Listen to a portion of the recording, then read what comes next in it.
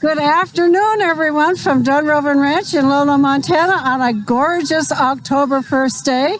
And I'm just so delighted to introduce you to the people from the Humane Society of Western Montana. With us today, we have the Chief Executive Officer, Marta Pierpoint, and the Chief Medical Officer, it's Mitchell, Sarah Mitchell, correct? Sam. Yeah. Sam Mitchell. Thank you very much, Sam. And look what they've brought.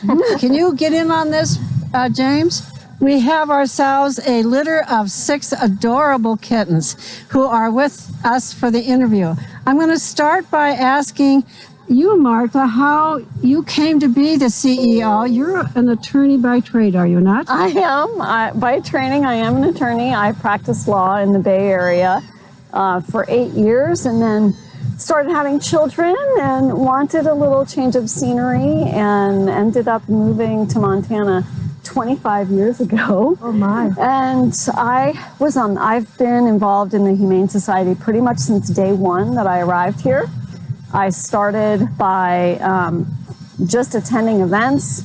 Then I started fostering animals. Then I was on the legislative committee and then the board, and now here I am. Oh, and you've landed in your spot. I have landed in my true spot, and I've been the director for about 5.5 years now. Oh, that's fabulous. That's yeah. Wonderful. And you came directly to Missoula. I mean, this is your Montana roots. You're right here. Right here. And my son was born here, and Montana is my home. That's great.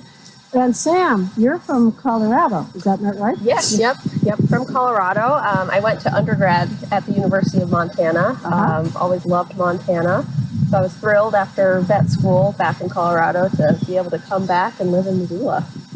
What a great job for a vet. I mean, you get to see, and you really are helping the world. I mean, you're helping the whole world of animals and people, you know? So tell us something about the Humane Society of Western Montana. First of all, it really does have a huge reach, does it not? Yes. So we are no longer, years ago we were known as the Missoula Humane Society. We are not that. We serve all of Western Montana with everything from spay-neuter to food deliveries to some of our shelter partners. We assist smaller shelters in the state of Montana that need support. So we have a broad reach. And in fact, Sam, I understand that you have a medical mobile. Is this correct? Can you describe what you all have put together? And this is very new, is it not? Yes, yep. It's just a few months ago we were able to purchase this. It's a mobile hospital. We call it the Vaccinator because we bring it on outreach trips and do vaccines, but it has a full surgery suite inside of it.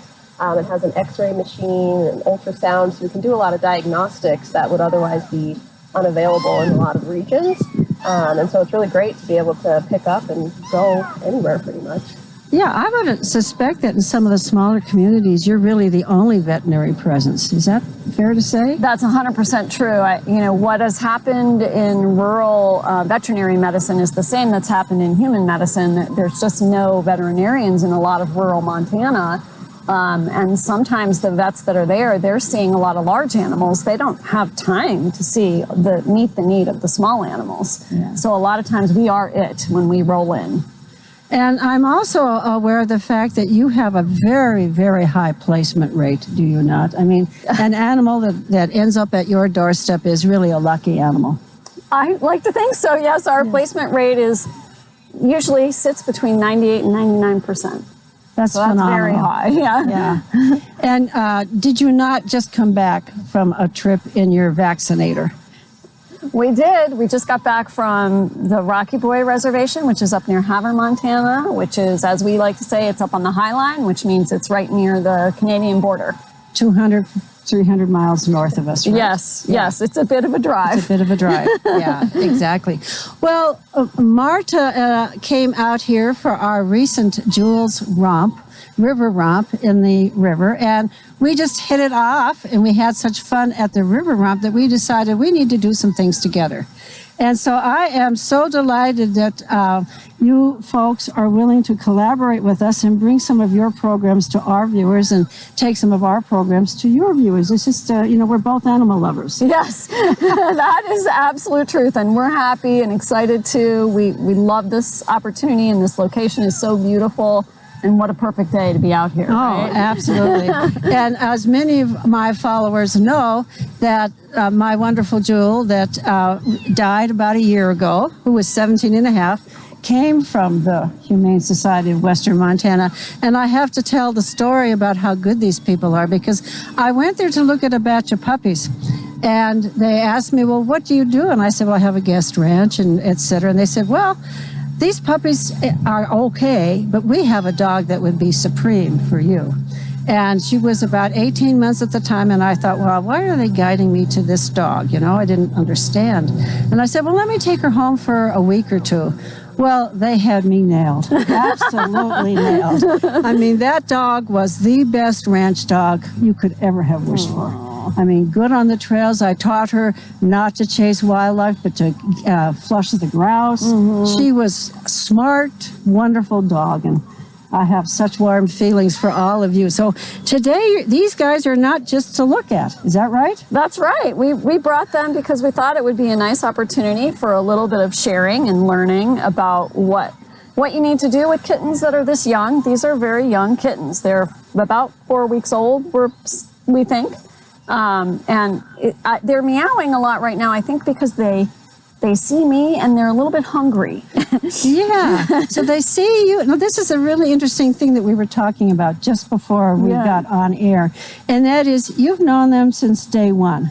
I have known them only for 4 days. I've only known them for 4 days, but they associate me now with their food and their comfort, and that's why they're all trying to get to me at the moment, and I might have to go get some of their food out of the car. That's fine. Because they seem a little hungry. That's great. Hi, well, maybe we'll excuse you to do that. Okay. And we're going to turn the program over to Sam. She can walk us through what you do with a kitten of this age. That's it. Well, one thing we do is take them off of the fence, maybe. I'll take fence duty for a while you're doing all right. this. I'll go get some food. Oh my goodness, they're climbers. It's so beautiful. Yeah, I'm going to put the microphone down so people can hear the little. Yeah, my goodness, you are quite the little climber. These beautiful blue eyes, my goodness. So I've not been around kittens that much. So do they all have blue eyes at first? Typically, yes. Most of them are born with kind of a dark blue eye, and then kind of like a lot of human babies. And then as they grow older, their eye colors often change. Oh my goodness, look at these little guys. And I wore the wrong gear. Yeah, that is like Velcro. It's like Velcro, exactly. My goodness, what fun. What a fun little bunch. Look at them climb, my goodness.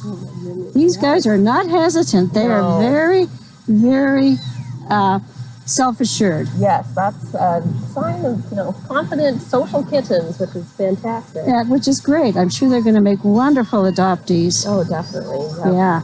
I wish I were a cat person because, because we have so many birds, I have 6 doors in my house. Oh, jeez. Yeah, so an indoor, I mean, people coming and going all the time. It's just not feasible. Not safe. Yeah. Not safe. Yep. Yeah.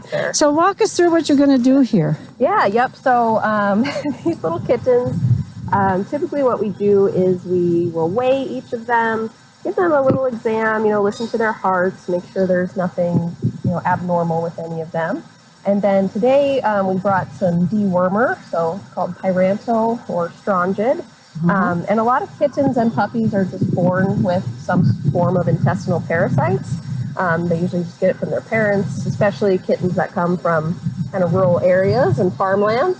And so it's really important that we deworm them to make sure that the worms don't grow, and cause problems. So every 2 weeks we dose them. So Strongyte is the same that I use on my horses. Yes, yep. Yeah, a much larger dose. Tinier dose for these kids. Exactly. And I know many of my viewers are thinking, I'm really glad she put that Jack Russell terrorist away. He'd sure be over here checking things out. Oh, yeah, yeah. Yep, I bet. Well, this is wonderful and a great surprise. You know, that when they arrived, they said, well, we weren't sure you would want to, you know, they were a little bit hesitant about, and I said, oh, no, bring whatever you have. Keep it in the car until we clear the decks, but we'll always clear the decks for you, okay? Thank you. Yeah, this is way fun. Yeah, this is a treat for everybody. And it's great for them to have, you know, exposure to a new environment. Yep. Oh, yeah. It's fun. All kinds of smells out here, yeah. Yep. And So you can we see I'm hope to- adding a little bit of water to their food because they're still pretty young. Yeah. And at home, I actually add a little bit of kitten formula also to make it just a little bit easier for them to digest and for them to have the nourishment that they need. So And you know, they're not going to really go anywhere. We could undo the fence completely. But here you go. Kitties. I think you Oh, can... they just want me to come over right there. Yes, I'm right here. Again, before that camera started to roll, Marta was saying that she has this long blonde curly hair for a reason. Yes. They like to nest. They like to go climb right up in it. Yes, I finally figured out what the reason is. That's great. Well, I'm going to... Can I open this? Oh, absolutely, you can. Let's be done with this because I'm Yeah. not loving how they're climbing on it. I don't want them to get that's hurt. fine. No problem. Let's just fold it up and yes, hi. I want people to hear this. Let's see if can you hear that? Oh, here, honey. Oh, yum. Yeah, there, guys. There you go. Here, my sweetness. Come here, my sweetness. My little angel. There you go. Oh. Come on, my other little angel sort of devil. All right, go for There it, they go. Sam. Yeah, this is wonderful. Yeah, so they're going to eat a little bit and then they won't be meowing quite so much. They like literally see me and sometimes they just start to meow right away. That's it has to be tough to be loved by a litter of kittens. Oh, it's a tough job, but somebody's got to do it.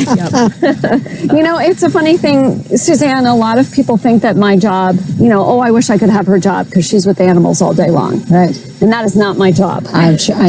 Yes. This is a rare moment actually for me and one that I very much enjoy. That's great. It's nice to, you know, you need to connect to your mission. Yes. And these are our mission very much. So it's always nice when I can take a little bit of time and actually hang out with the pets that we take care of. Well, this is a huge treat for me. A huge treat. Yeah, look at you, you little devil, you. Yeah, look at you. Look at you. I'll put you back.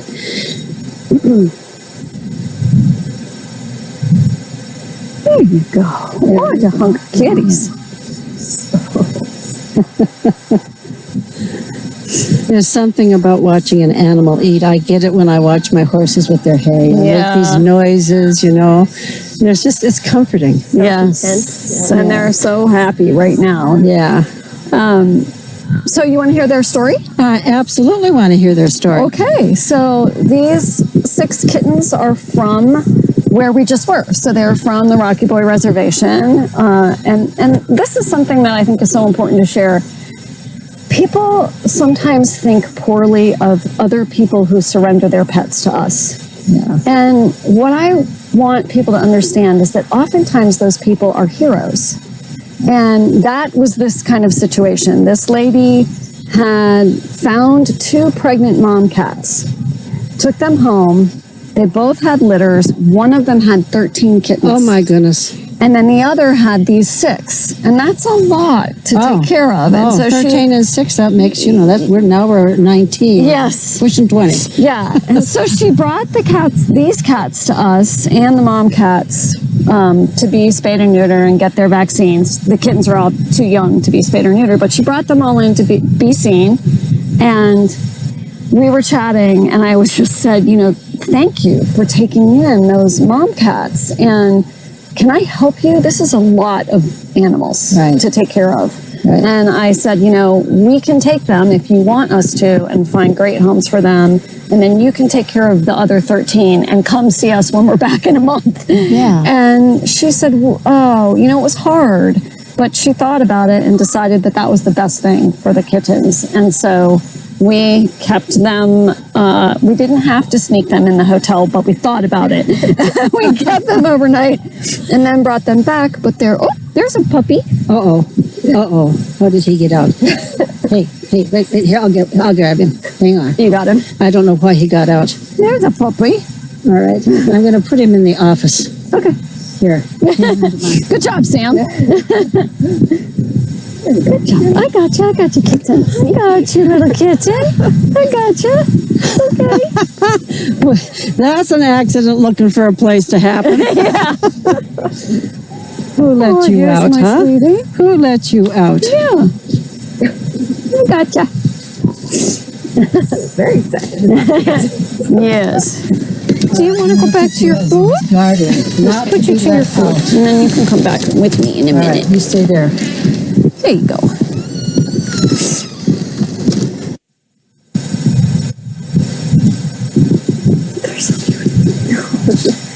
They've really perked up a lot. They're looking great. Yeah. Well, they have, you know, they're getting sort of the... I want to follow up on your point, Marta. Yes. I think it's just so important in whatever aspect of life that we take the element of judgment out of things so that people are really willing to focus on what the real issue is. Yes. And I think it's particularly important when you're dealing with animals.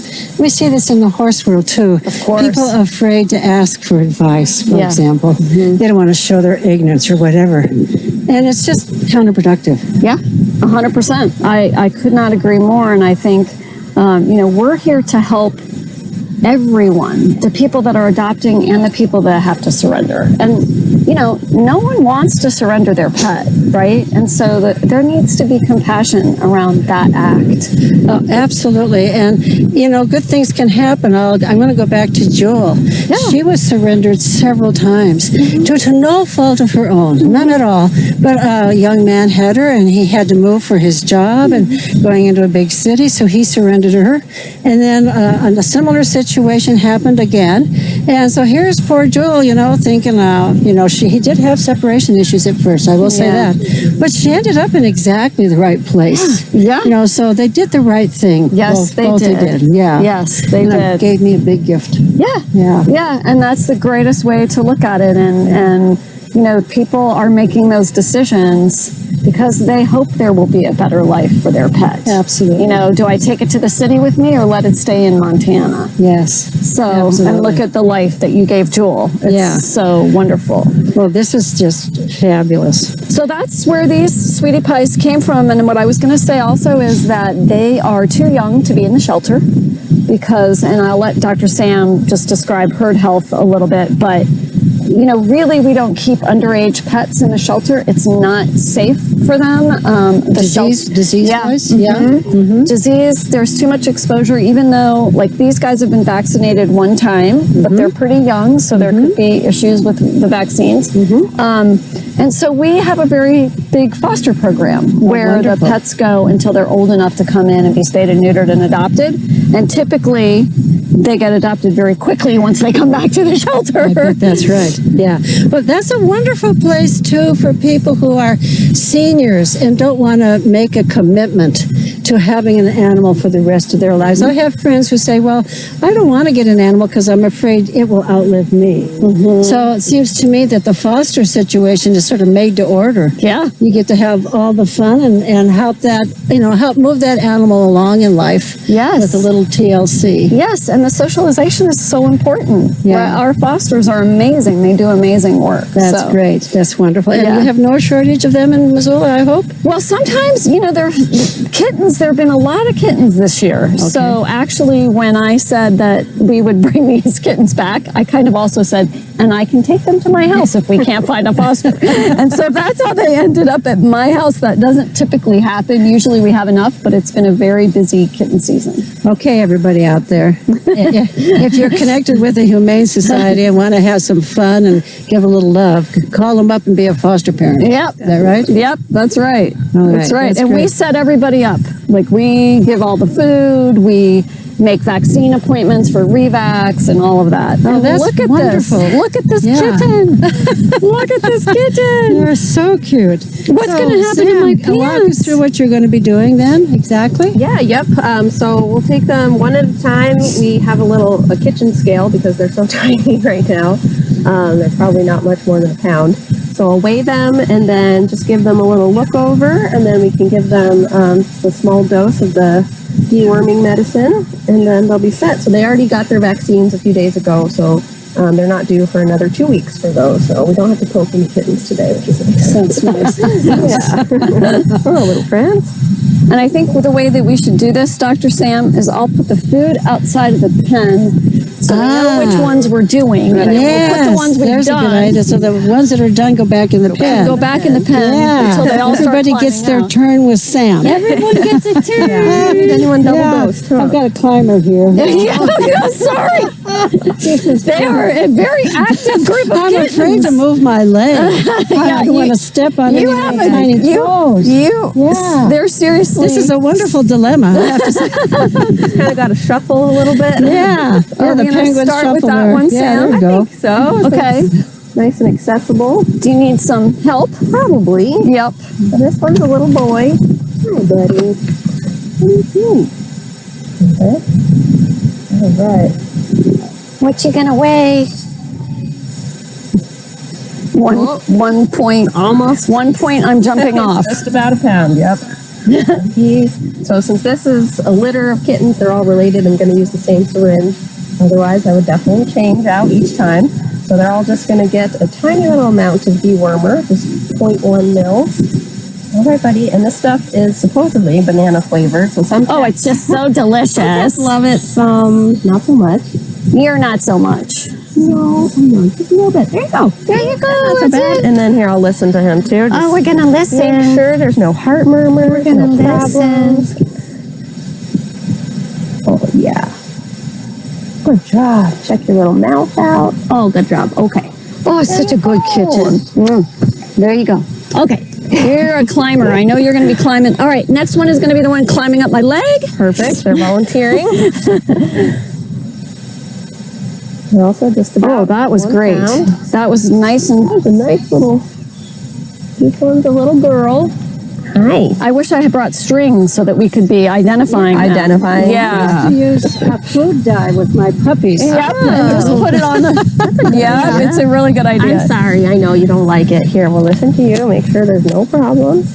They're all going to get re-examined before surgery too. But catch any big things early. Good job. All right, you did it. You did it. What's a good kid? These are some brave kittens. Good kitties. Okay, you're next. They're all volunteering. They're all- Look at that. Yeah. They're Well, just that's 'cause coming you're right over to here. me. And I want you to look at the office door. Over 1 pound. Who's keeping his eye on us. Oh, yes. No kitties for you. That's right. So I put the food back in the. Yeah, sure. Yeah, That'd be that great. way. Oh, another little boy. Here you go, kitties. Come on. Oh, good job, bud. Yeah. Oh my goodness. And I don't know how close the camera can get. Can it see their beautiful eyes? And it's very steady for just a moment. You're right. You're in the right spot. Right up to the camera. Oh, hi. They're just beautiful. And they have their faces are have a little bit of food on them. That's what everybody's seeing. Yeah. On their ears, I was noticing. Yeah, they kind of rolled in it a little bit. Kittens are not clean. All right, just a little. Come here. Oh yeah, I know. I'm sorry. Kitty, This one's a little girl too. Oh, good job. Have we seen the one with the troubled eye? One of them has a little eye infection, but it's getting better. We've been treating it. Is it you? Little one. This is more mild. Yeah, this was very mild. Just about a little over 1 pound. Hi, what do you think? You want a little treat? She says, oh no. At first, they all look the same, but as you get onto them, they all have different markings on their faces. And then I like to say there's the taupe ones and the gray ones. Yes, yes, yes. A little boy. All right, we have a taupe climber here. Yeah, Tiny gray one. yeah, All right, now I'm going to open it back up because I don't want anybody getting hurt. yeah. Here, I think I closed it right there, yeah. All right, 14 all right. ounces. There we go. Little one. All right. Just a little bit. See, you can come out over here. Little girl. Be brave. Oh, so brave. Good girl. Now you have a little bit of food on your nose and a little bit of yellow banana on your lips. Little snack later. Yeah, little banana strongia there. Oh, yum. So done. One and done, right? Yep. Luckily, they're so small that they don't need very much. And then in 2 weeks, we'll do that again. Well, Marta, tell us what's coming up this week with your trainer. Can you? Oh, yeah. Tiff will be coming out here. Tiff will be coming out. Tiff is amazing. And she is going to come out and teach a basic manners class. And For puppies, right? I think some of them could be like less than a year. A lot of them, there could be grown dogs in this one. And when she comes out, what they will be learning is really just that basic manners, how to sit, how to walk on a leash with manners, and also just interacting with other dogs as well. So she is quite the trainer. Sometime we'll have to have her come out and do a demonstration with her dogs, because what they do, you won't believe. We would love that. Yeah. We would love that. We are very excited to have you guys. I mean, we're all cat and dog aficionados for sure. And rabbits. I know you have rabbits. You have a whole bunch of them. We have rabbits on occasion. We've had hedgehogs on occasion. My goodness. Guinea pigs, ferrets, parakeets. These little guys of all kinds. Yes. Yeah. We don't have the facility to do large animals, Right. but we do what we call the pocket pets, the guinea pigs and smaller ones. But the majority of our animals are dogs and cats. Sure. So, Sam, I would hope that at some point you take us along on some of your duties with a cell phone and a video camera. Oh, yeah. Yep, we can definitely arrange that, especially with Katie. She's fantastic at videotaping. And we can take you on a tour, of the mobile hospital. Well, I was wondering if you could drive it out here. Well, that's what I was thinking. We could we could drive it out here, and we could do a vaccine clinic out here. Wow. And then That you could sounds- actually see what we do, and people in this area could have vaccines for their pets, which would people be would great. love that. Yeah. Absolutely. Yeah. Well, the possibilities are endless, and I just can't tell you how thrilled I am that we're doing this. Yeah, it's super fun. Yeah. And you never know. I never know. I think I've said this before. What our population is going to be in any given day. But whenever there's an animal that I can bring, I will do so. Yep. Or 6. The more the merrier. And that little one is the bravest. I guess. He's going on a walkabout. He is going on a walkabout. These are climbing. Well, I want to thank all of you for joining us, and I hope that you'll stay with us throughout the winter season. I know that, like us, you are very busy in the summer season, out and about. Yeah. And so this is a perfect winter interlude for both of us, because we're extremely busy with our horse operation during the summertime, but I can see some opportunities then, particularly perhaps for getting some of your dogs used to livestock, things of that nature. Yeah. That would really be fun. From maybe some what do you call the obstacle course? Oh, agility. Agility training, that kind of thing. Yeah, lots of fun ahead of you. Lots of fun ahead. So thank you all for joining us, and please give a big welcome to the Humane Society of Western Montana. And come back next Saturday when we will be working with Tiff and her dogs for basic training. And I believe that's at 2 o'clock on Saturday afternoons. So with that, let's all say goodbye. And we'll see you soon. See you at the ranch. Bye. Bye. Oh, you're so sweet. So he just stops the recording. But